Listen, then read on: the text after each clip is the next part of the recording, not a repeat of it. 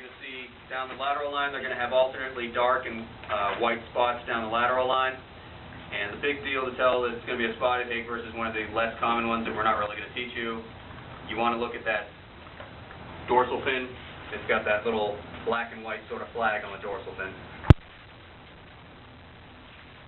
If you get further south, there's a chance that you could see something like a southern hake or Carolina hake.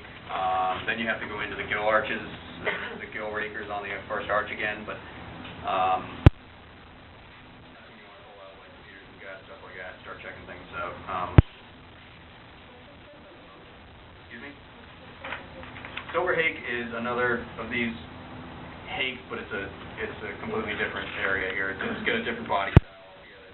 So we've got offshore and silver right here.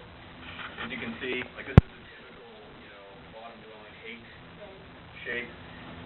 And this one here. And the big thing to tell the difference, look at the pelvic fins.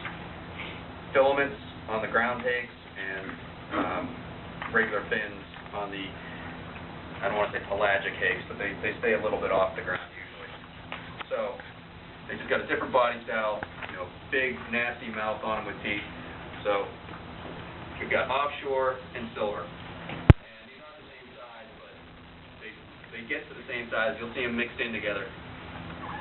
It's almost impossible to just sit there and look at these things and go, oh, that one's an offshore and that one's a silver. So again, you're going to have to lift that operculum and start counting gill rakers.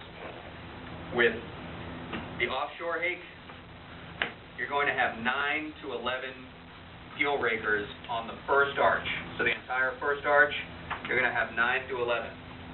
You can kind of see that here, that these gill rakers are spaced out pretty well. There's not all that many of them. And to count that one, I think this one has 11 on this one. This is an offshore hake. So you grab that first gill arch and count the rakers. 9 to 11 is going to be offshore. Silver hake, I think it's 15 to 19 is what we have, but it's, yeah. If you get up, you're counting, you get to 11 and then there's still some to go, you can stop right there because it's going to be a silver. 9 to 11 on the offshore, silvers have about 15 to 19. You can see those are spaced a little closer and there's more of them. The way that I remember that, and this one I think actually does work, silver is worth a lot, so you have more rakers. Yeah. That one actually That one actually kind of works,